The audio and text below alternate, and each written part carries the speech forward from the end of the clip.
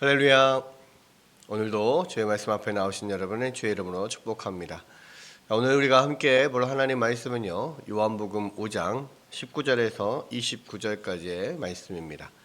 요한복음 5장 19절에서 29절까지의 말씀 함께 보겠습니다. 그러므로 예수께서 그들에게 이르시되 내가 진실로 진실로 너희에게 이르노니 아들이 아버지께서 하시는 일을 보지 않고는 아무것도 스스로 할 수 없나니 아버지께서 행하시는 그것을 아들도 그와 같이 행하느니라. 아버지께서 아들을 사랑하사 자기가 행하시는 것을 다 아들에게 보이시고 또 그보다 더 큰 일을 보이사 너희로 놀랍게 여기게 하시리라. 아버지께서 죽은 자들을 일으켜 살리심 같이 아들도 자기가 원하는 자들을 살리느니라. 아버지께서 아무도 심판하지 아니하시고 심판을 다 아들에게 맡기셨으니 이는 모든 사람으로 아버지를 공경하는 것 같이 아들을 공경하게 하려 하심이라. 아들을 공경하지 아니하는 자는 그를 보내신 아버지도 공경하지 아니하느니라.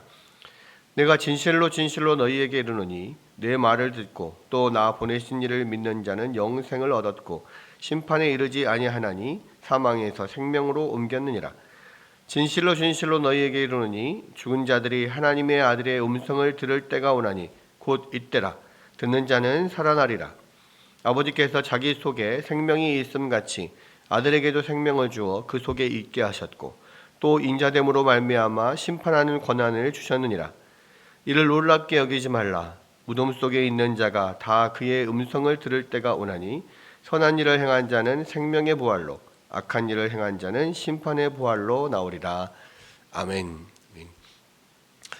예, 이 요한복음 5장에는 이 베데스다 연못가에서 38년 된 병자를 고치신 예수님의 그 사건이 나오죠. 그런데 이 38년 된 병자를 그냥 한마디로 네 자리를 들고 일어나라, 일어나 걸어가라 라는 한마디로 고치신 그 예수님의 놀라운 기적에 대해서 그것들을 그 놀라운 기적에 대해서 뭐 이렇게 찬양하고 기뻐하고 또 오랫동안 그렇게 병들었던 자가 완전히 치료를 받은 거에 대해서 서로 이렇게 기뻐해주고 해야 되는데 이 바리새인들 유대인들은 예수님께서 그 38년 된 병자를 고치신 그 날이 안식일이었다고, 안식일 날 해서는 안 되는 일을 했다고 지금 예수님에 대해서 굉장히 질타를 해죠.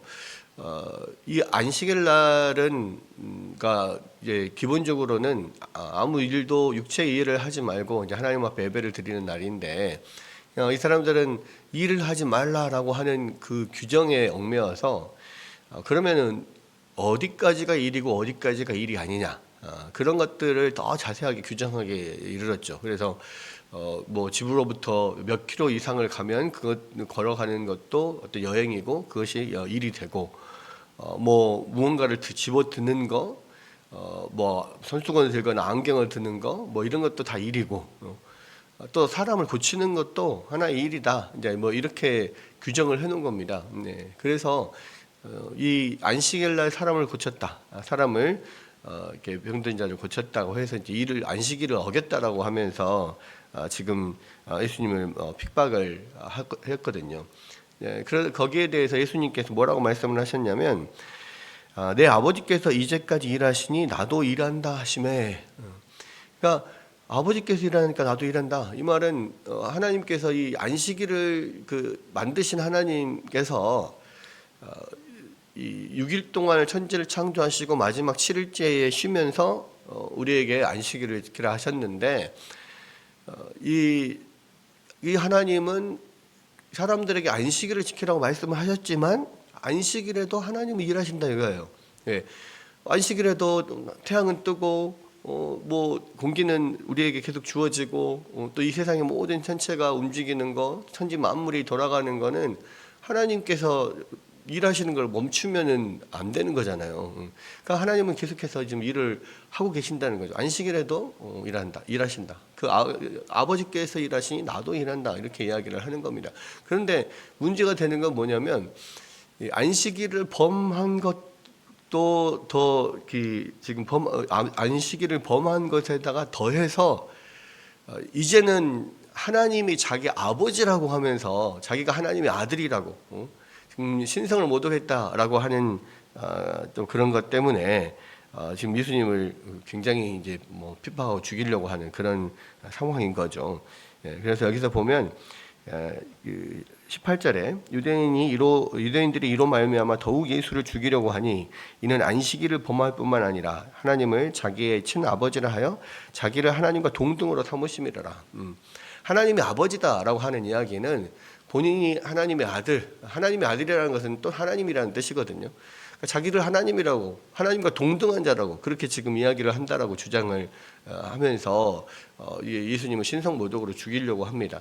그랬을 때 이제 거기에 대한 답변이 19절부터 29절에 나오는데, 예수님이 그 아버지와 자기를 동등하게 여겼다, 하나님과 자기를 동등하게 여겼다, 신성모독이다라고 하는 그 말에 그렇다, 내가 아버지와 동등하다라고 지금 계속해서 그 주장을 하시는 내용들이 19절에서 29절까지의 내용입니다. 19절에 보면 그러므로 예수께서 그들에게 이르시되 내가 진실로 너희에게 이르노니, 그래서 계속 진실로가 나오거든요. 진실로 이게 두 번 나오는 것은 이게 정말 진짜다, 이게 정말 사실이다라고 강조를 하는 겁니다. 진실로 너희에게 이르노니 아들이 아버지께서 하시는 일을 보지 않고는 아무것도 스스로 할 수 없나니 아버지께서 행하시는 그것을 아들도 그와 같이 행하느니라. 이 이야기는 무슨 이야기냐면, 그러니까 아버지와 내가 동등하다, 내가 또 본인의 신성을 지금 드러내고 있는 건데요. 이 아버지께서 하시는 일을 보지 않고는 아무것도 할 수 없고 아버지께서 행하시는 것을 아들이 한다. 이거는 어떤 자기의 한계를 말하는 것이 아니라 아버지와 아들의 그 뜻이 동일하다는 뜻입니다. 그러니까 아버지께서 행하는 그것을 내가 보고 아버지께서 행하는 그것을 그대로 똑같이 하는 것은 하나님 아버지와 절대적으로 같은 의지를 가지고 있다는 거예요. 그것을 지금 이야기를 하는 겁니다. 그러면서 20절에 보면 아버지께서 아들을 사랑하사 자기가 행하시는 것을 다 아들에게 보이시고 또 그보다 더 큰 일을 보이사 너희로 놀랍게 여기게 하시리라 했거든요. 아버지와 동등한 의지를 가지고 일을 하고 있는데, 그렇게 하는 이유는 뭐냐면 이 아버지께서 아들에게 모든 것을 다 보이시고 그보다 더 큰 일을 보여서 너희에게 놀라게 하시게 하리라라고 하는 거예요. 이거는 아버지가 아들에게 모든 것을 보이신다는 이야기는 결국 이 본다라는 것은 안다라고 하는 것과 같은 이야기거든요. 이 헬라어 단어에 여기 쓰여진 단어가 보다는 뜻도 있고 안다는 뜻도 있습니다. 그러니까 즉 아버지께서 아들과 함께 모든 것을 보시고 함께 모든 것을 아시는 거예요. 이게 어떤 이 아버지와 아들의 지식의 동등성을 이야기합니다. 모든 것을 하나님께서 보시고 모든 것을 아시잖아요.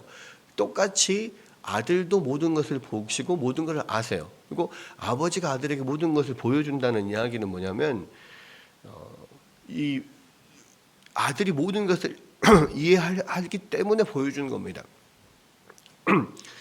제가 이 초등학생 딸에게 제가 고민하고 있는 거, 생각하는 거, 모든 것을 다 또 보여주고 말해줄 수 없어요. 왜? 모든 것을 보여주고 말해줘도 다 이해 못하거든요. 그러니까 그렇게 할 수가 없고 할 필요도 없습니다. 아버지께서 아들에게 모든 것을 보여주시고 한다는 것은 아들이 모든 것을 알기 때문에 그래요.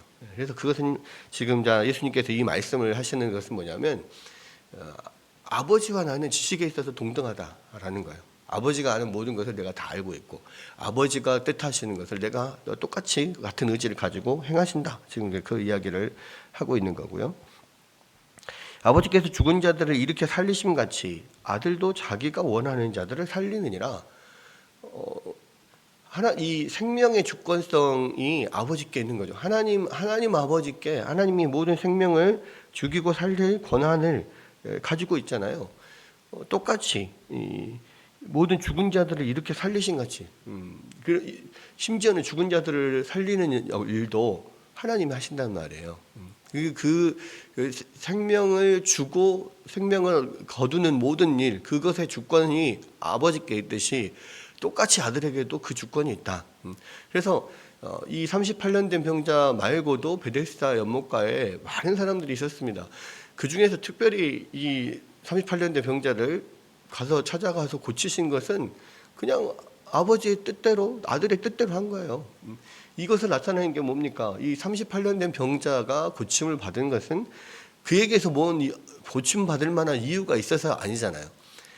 예수님께서 그냥 주권적으로 찾아가셔서 주권적으로 그냥 이렇게 이 병을 고쳐주신 거예요. 하나님께서 우리를 구원하신 것도 마찬가지라는 거죠. 하나님께서 우리에게 생명을 주시고 우리에게 영적인 생명을 주시는 모든 것도 하나님의 주권대로 하시는 거예요. 그것을 지금 아들이 직접 보여주시는 겁니다. 그렇죠? 그래서 이제 이것을 통해서 아들에게 그 생명을 주고 생명을 거두는 권한이 있다라고 하는 것을 이제 보여주고 있는 것이고요. 또 22절에 아버지께서 아무도 심판하지 아니하시고 심판을 다 아들에게 맡기셨으니 이는 모든 사람으로 아버지를 공경하는 것 같이 아들이 이 아들을 공경하게 하려 하심이라. 아들을 공경하지 아니하는 자는 그를 보내신 아버지도 공경하지 아니하느니라. 하나님께서 모든 심판권을 가지고 계시는데 그 심판의 권한을 아들에게 다 주셨다는 거예요. 그리고 그렇게 아들을 심판권을 주신 이유는 하나님이 공경을 받으신 것처럼 아들도 공경을 받도록 하기 위해서. 그래서 지금 당신에게 모든 심판권이 있고 그것은 하나님 아버지께서 주신 것이고 모든 사람들에게 동등한 공경을 받도록 아버지를 공경하듯이 하나님을 공경하듯이 그 아들도 공경을 받도록 그렇게 하나님께서 권한을 주셨다라는 것이고요. 그러면서 진실로 진실로 내가 너희에게 이르노니 내 말을 듣고 또 나 보내신 이를 믿는 자는 영생을 얻었고 심판에 이르지 아니하나니 사망에서 생명으로 옮겼느니라 그랬습니다. 심판권을 아들에게 주셨잖아요. 생명을 일으키는 생명을 살리는 권한을 아들에게 주셨잖아요. 그러니까 이 아들을 믿고 또 그 아들을 보내신 하나님을 믿는 사람들은 이 영생을 얻었고 심판에 이르지 아니한다는 겁니다. 왜요? 영생을 주는 권리도 아들에게 있고 그 심판의 심판권도 아들에게 있잖아요. 그래서 그 아들을 믿고 아들을 의지하는 사람은 영생을 받게 되고 심판에서 제외되는 거예요. 왜? 심판한 권한을 가진 분을 믿고 따르니까. 그 말을 듣고 따르는 사람들은 당연히 이 아들이 가진 권한으로 생명을 주고 또 심판에서 면하게 하시고 하는 거죠. 그래서 이미 사망에서 생명으로 옮겼다. 그렇게 이야기하고 있습니다. 근데 여기서 보면 영생을 얻었고라고 되어 있는데 이 원래 이 헬라어의 단어에서는 얻었고가 아니라 그 현재 시제가 쓰여서 계속해서 얻고 이런 뜻이에요. 그러니까 아들을 믿는 자들은요 영생을 계속해서 얻는 겁니다. 이게 그냥 끝나는 게 아니에요. 그냥 예수님을 믿으면 영생을 얻고 그냥 끝 이게 아니라 예수님을 믿는 자는 영생을 계속해서 얻는 거예요. 그래서 이 세상에서 살면서 그 생명을 계속해서 누리면서 사는 것이고요. 그래서 우리가 예수를 믿는 것이 이 한 번 믿고 영생 끝 이게 아니라 계속해서 이 땅을 살아가면서 예수님을 믿고 의지하고 그것으로 또 예수님으로부터 생명을 얻는 그런 모든 과정에 들어가 있어요. 그러나 그러한 과정이 이 세상에서 계속해서 이루어지고 있다는 것은 우리가 이미 하나님 나라에 들어갔다. 심판에서 생명으로 옮겼다라는 것의 증거인 거죠. 그래서 우리의 어떤 신앙생활이 이 땅에서 계속돼야 되는 이유, 우리의 믿음이 계속돼야 되고 또 날마다 그런 믿음으로 인하여서 하나님이 주시는 그 영생을 계속해서 누려야 되는 이유가 바로 이런 것이죠. 그리고 이제 죽은 자들이 하나님의 음성을 들을 때가 오나니 지금 현재뿐만 아니라 이제는 우리가 죽고 나중에 이 재림하시는 예수님을 통하여서 우리가 부활할 때가 오잖아요. 그렇죠? 곧 이때라 듣는 자는 살아나리라. 그리고 아버지께서 자기 속에 생명이 있음 같이 아들에게도 생명을 주어 그 속에 있게 하셨고 또 인자됨으로 말미암아 심판하는 권한을 주셨느니라. 계속해서 생명의 주권과 심판권에 대한 권한이 아들에게 있다 이야기하고 있죠. 이를 놀랍게 여기지 말라. 무덤 속에 있는 자가 다 그의 음성을 들을 때가 오나니 선한 일을 행하는 자는 생명의 부활로 악한 일을 행하는 자는 심판의 부활로 나오리라. 생명의 주관자요 심판자가 지금 예수님이 바로 앞에 계시고요. 그리고 예수님이 다시 오실 때는 모든 사람들이 그렇게 예수님 앞에서 부활하여서 심판을 받게 된다. 그래서 선한 일을 행한 자는 생명의 부활로 악한 일을 행한 자는 심판의 부활로 나오게 된다. 그것까지 미래에 주님께서 하실 일까지 다 지금 이야기를 하고 있습니다. 그러면 이렇게 말하면서 지금 아버지와 아들이 실제로 내가 아버지와 동등하다라는 것을 자기 신성을 이렇게 주장을 하고 있는 거죠. 사실은 이것을 듣는 유대인들은 그 이야기를 듣고 이 사람은 정말 안 되겠다라고 생각을 하겠죠. 정말 신성 모독자고 정말 자기가 하나님의 아들이라고 하면서 더 죽이려고 합니다. 그러나 아직은 하나님의 때가 이르지 않았죠. 그래서 이후로도 계속해서 유대인들이 예수님이 계속해서 자기의 신성을 주장할 때 죽이려고 계속 반복되는 시도들을 하지만 결국은 이루어지지 않고 나중에 이제 십자가를 지실 하나님의 때가 이르러서야 비로소 이제 그 일이 이루어지게 되는 것이죠. 그것조차도 요한복음에서는 그들의 어떤 음모와 핵책에 따라서 의하여서 예수님께서 십자가에 못 박히는 게 아니라 하나님 아버지의 정하신 때에 내가 그 십자가를 지러 들어간다. 능동적으로 예수께서 십자가를 지심을 요한복음은 계속해서 이야기하고 있는 겁니다. 오늘 말씀은 하나하나가 사실은 굉장히 어려운 말씀일 수 있어요. 그러나 분명한 것은 뭐냐면 요한복음이 이렇게 기록되는 목적대로 예수님께서 바로 하나님이시다. 예수님이 바로 그 신성을 가지신 하나님의 아들이시다라는 것을 증거하는 내용이고 또 예수님께서 직접 그 자기 자신의 신성에 대해서 이야기를 하시는 내용들입니다. 우리는 이 주님의 말씀을 듣고요. 그 우리의 생명권자이시고 심판권자이신 주님을 믿고 의지하며 우리가 날마다 그 영생을 얻으며 날마다 우리 안에 풍성한 그런 은혜를 누리며 사는 것 그리고 끝까지 우리가 그 주님 안에서 마지막 구원의 완성의 길까지 걸어가는 이 일을 계속해 나가는 것 이것이 오늘도 우리에게 날마다 걸어가야 될 사명이라는 것을 다시 한번 생각하고요. 이 말씀 붙잡고 오직 주님 안에 믿음으로 서 있는 여러분 되시기를 주의 이름으로 축원합니다.